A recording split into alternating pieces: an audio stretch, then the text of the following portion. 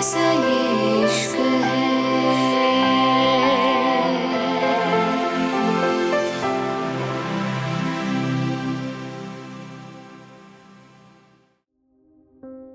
London.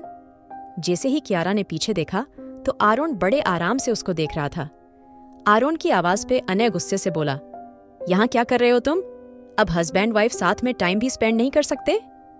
इतना कह के जैसे ही अनय ने कियारा के करीब होना चाहा, अचानक ही आरोन ने अनय का हाथ पकड़ के उसको गाड़ी की बैक साइड धक्का दिया था। अचानक ही अनय का दिमाग घूम चुका था। कियारा भी जोर से चिल्लाई थी। कियारा ने गुस्से से गाड़ी का दरवाजा खोला और गाड़ी से बाहर निकल के अनय का कॉलर पकड़ते हुए बोली, हिम्मत भी कैसे हुई तुम्हारी आरोन? तुम्हें समझ नहीं आता एक बार? क्यों मेरा दिमाग खराब कर रहे हो? कियारा के चिल्लाने से आरोन आराम से बोला, अगर तुम्हें इतनी ही दिक्कत है तो उसको बोलो तुमसे दूर रहे, वरना मैं इसकी वो हालत करूंगा। ये लंदन में नजर नहीं आएगा, समझी तुम? आरोन की बात पे कियारा धीरे से बोली, और अगर तुमने फिर से उसको हाथ लगाया तो तुम यहाँ नजर नहीं आओगे, क्योंकि मैंने बहुत ज्यादा बर्दाश्त कर लिया, अब और नहीं। कियारा चिल्लाई तो आरोन अपनी उंगली उठा के बोला, आवाज नीचे रखो। कियारा राठौर, अगर मेरी आवाज में तेजी आई तो तुमसे बर्दाश्त नहीं होगी। आरोन की बात पे कियारा ने अनय को देखा, जो उनके झगड़े को एंजॉय कर रहा था। अनय आरोन को सुनाना चाहता था, लेकिन वो फिलहाल कियारा को बोलने दे रहा था, क्योंकि कहीं ना कहीं अनय आरोन से डरता था।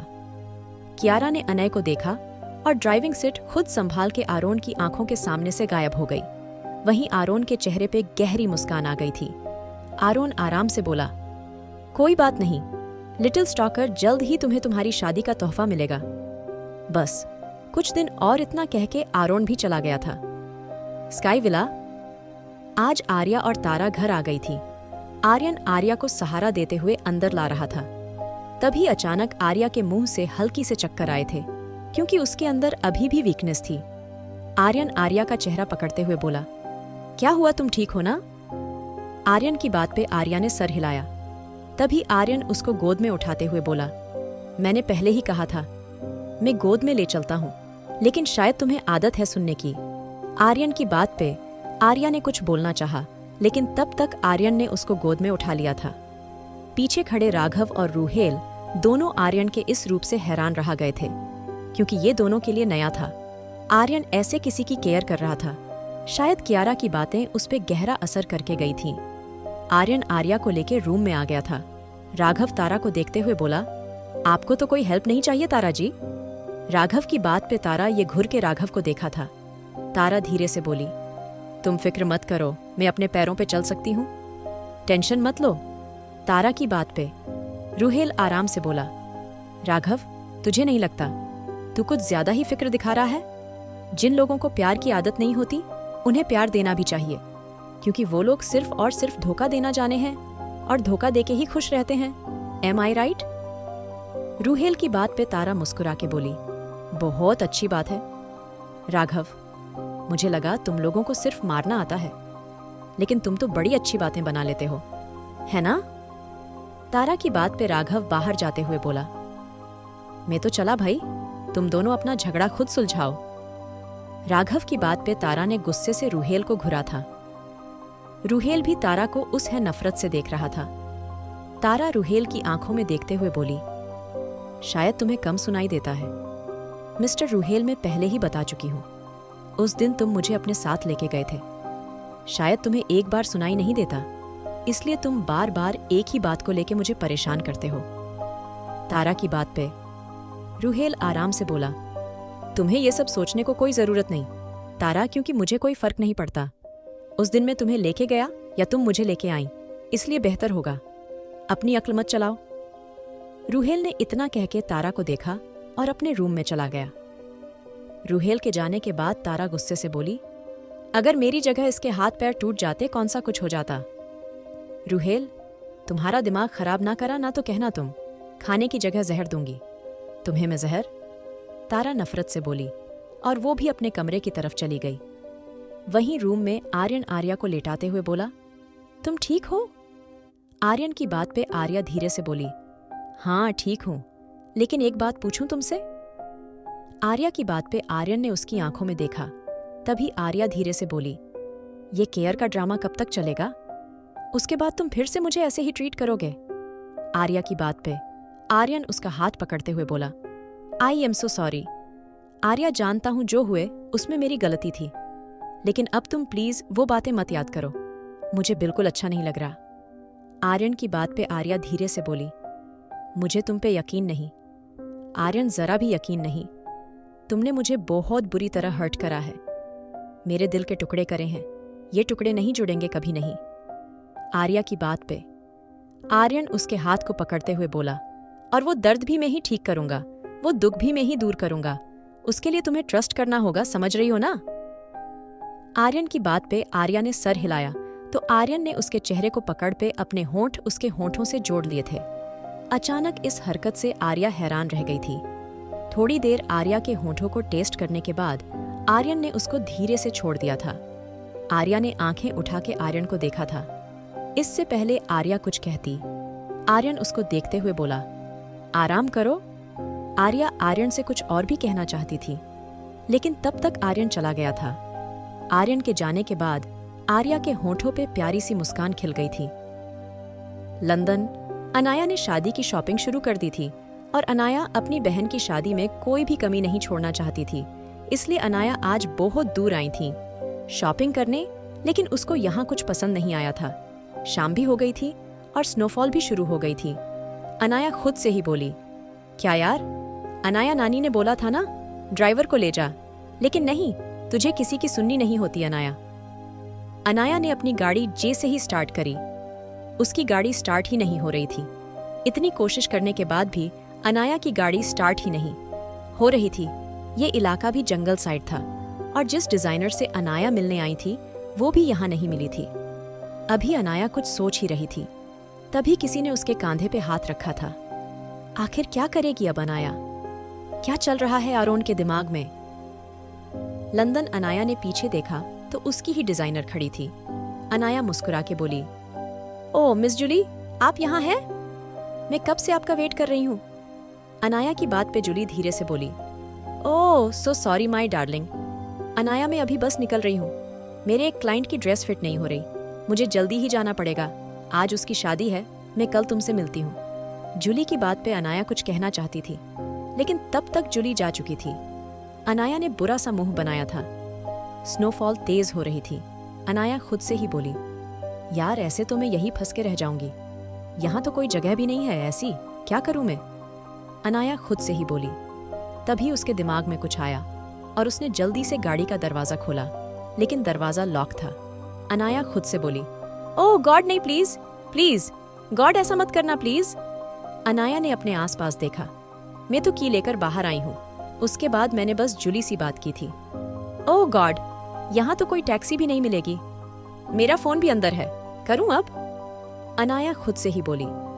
असल में जब जूली ने अनाया को मिलने के लिए लोकेशन बताई थी, तब कियारा ने कुछ देर के लिए अपनी की जूली के बैग पे रख दी थी और बाद में उसको ध्यान नहीं रहा और वो की जूली के साथ ही चली गई थी।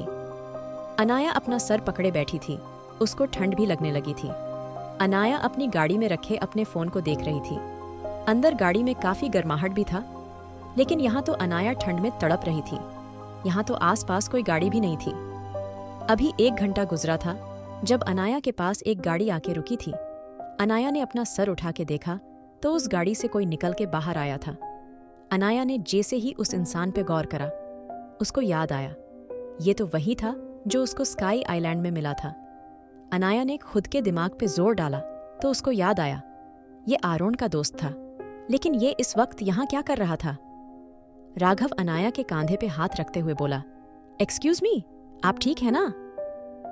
राघव की बात पे अनाया ने पीछे पलट के देखा तो राघव हैरानी से बोला, तुम? राघव के सवाल पे अनाया ने राघव को देखा और धीरे से बोली, तुम यहाँ? राघव ने अनाया की बातों को इग्नोर करके उसको गोद में उठा लिया था, क्योंकि अनाया की हालत सर्दी में खराब हो रहा था। थोड़ी देर बाद दोनों गाड़ी के अंदर बैठे थे। अनाया धीरे से बोली, तुम वही हो ना, उस आरोन वार्नर के दोस्त? तुम मेरा पीछा कर रहे थे क्या? अनाया को बेवकूफी से भरी बातों पे राघव गुस्से से बोला, मेरा दिमाग खराब नहीं है, मैं तुम्हारा पीछा करूंगा, मैं सिर्फ यहां से गुजर रहा था। मेरी एक इम्पॉर्टेंट मीटिंग थी, वहीं करके आ रहा था, लेकिन मैंने देखा शायद किसी को मेरी ज़रूरत हो, और फिर मुझे तुम नजर आई। अब जिसको जानते हैं उससे मुंह नहीं मोड़ सकते ना। राघव की बात पे अनाया धीरे से बोली, मैं तुम्हारी जानने वाली नहीं हूँ, और थैंक यू सो मच, तुमने मेरी हेल्प की। अब प्लीज मुझे मेरे घर छोड़ दो। अनाया की बातों में नाराजगी जाहिर हो रही थी। राघव अनाया को देख के धीरे से बोला, वैसे जहां तक मुझे याद है मेरी तुमसे सिर्फ एक बार मुलाकात हुई है, और वो कोई मुलाकात नहीं थी, क्योंकि उसमें सिर्फ तुमने मुझे भाषण दिया था। तो अब तुम ये नाराजगी किस लिए दिखा रही हो? राघव की बात पे अनाया मुस्कुराते हुए बोली, ये तुम मुझसे पूछ रहे हो रियली? तुम्हें अपने भाई जैसे दोस्त की हरकतें नहीं पता, जिसने मेरी बहन को कितना हर्ट करा, और मुझे हर उस इंसान से नफरत है जो उससे रिलेटेड है। इसलिए प्लीज, और मैं थैंक यू बोल रही हूं ना। और क्या चाहिए तुम्हें? तुम प्लीज मेरे से एक्स्ट्रा कोई बात मत करो। अनाया की बात पे राघव धीरे से बोला, देखो, पहली मुलाकात की तरह आज भी सिर्फ तुम्हारी जुबान चल रही है, और मैं बस सुन रहा हूं। कितना अजीब है ना? राघव इतना कह के ड्राइव करने लगा था। अनाया को पहली बार देखते ही राघव के दिल में उसके लिए फीलिंग्स आई थीं, लेकिन अनाया बात करना तो दूर, उसको देखना भी पसंद नहीं करती थी। राघव अभी कुछ दूर ही चला था जब अचानक उसको सामने एक बोर्ड नजर आया था। राघव गुस्से से बोला, ये क्या है यार? राघव की आवाज पे अनाया ने सामने देखा तो उसके चेहरे पे भी गुस्सा आ गया था। अनाया जल्दी से बोली, ये क्या है? मुझे घर जाना है, मेरे घर वाले परेशान हो रहे होंगे। अनाया की बात पे राघव गुस्से से बोला, आर यू मेड? तुम्हें दिखाई नहीं देता सामने क्या लिखा है? स्नोफॉल की वजह से रास्ते बंद हैं, और हमारे पास यहाँ रुकने के अलावा और कोई रास्ता नहीं है। अनाया गुस्से से बोली, ऐसा नहीं हो सकता यार, तुम खुद सोचो, लंदन कितना बड़ा है, यहाँ से जाने के और भी रास्ते होंगे ना, सिर्फ एक रास्ता थोड़ी होगा। अनाया की बात पे राघव गुस्से से बोला, मैं यहाँ आता जाता रहता हूँ, ये जगह जंगली इलाके में है, और यहाँ तुम्हें और कोई रास्ता नहीं मिलेगा, इसलिए बेहतर होगा अपनी ये बकवास बंद करो और चुपचाप बैठी रहो। अगर तुम्हें मेरे साथ रहने से इतनी ही दिक्कत है तो जाओ, बाहर जाके स्नोफॉल में खड़ी हो जाओ, जब गर्म दिमाग पे ठंड पड़ेगी ना तो सही हो जाओगी तुम। राघव के गुस्से से अनाया धीरे से बोली, क्यों आई मैं यहाँ यार?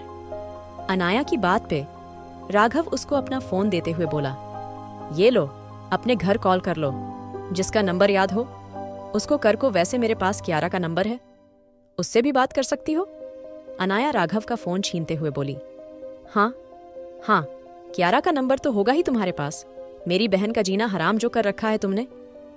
अनाया की बात पे राघव अपना फोन लेते हुए बोला, तुम्हें बात करने को कहा था, भाषण देने को नहीं। अब मर्जी है, तुम्हारी जो करना है कर सकती हो। राघव की बात पे अनाया ने बुरा सा मुंह बना के उससे फोन छीन लिया था। Sky villa. सब लोग डाइनिंग टेबल पे बैठे हुए थे।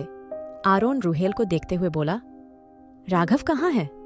उसको जिस डील को फाइनल करने को बोला था वो हुई या नहीं? आरोन की बात पे आर्यन आराम से बोला, राघव गया है तो हो ही गई हो ना, इसमें टेंशन लेने की क्या बात?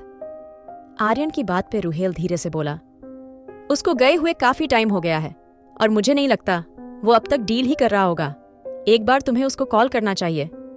आर्यन? रूहेल की बात पे आर्यन ने राघव को कॉल मिला दिया था, लेकिन उसका फोन बिजी जा रहा था। आरोन आर्यन को देखते हुए बोला, थोड़ी देर बाद बात करना, और तुम दोनों कल से ऑफिस के लिए तैयार हो जाओ। आरोन की बात पे आर्यन जल्दी से बोला, कियारा की शादी?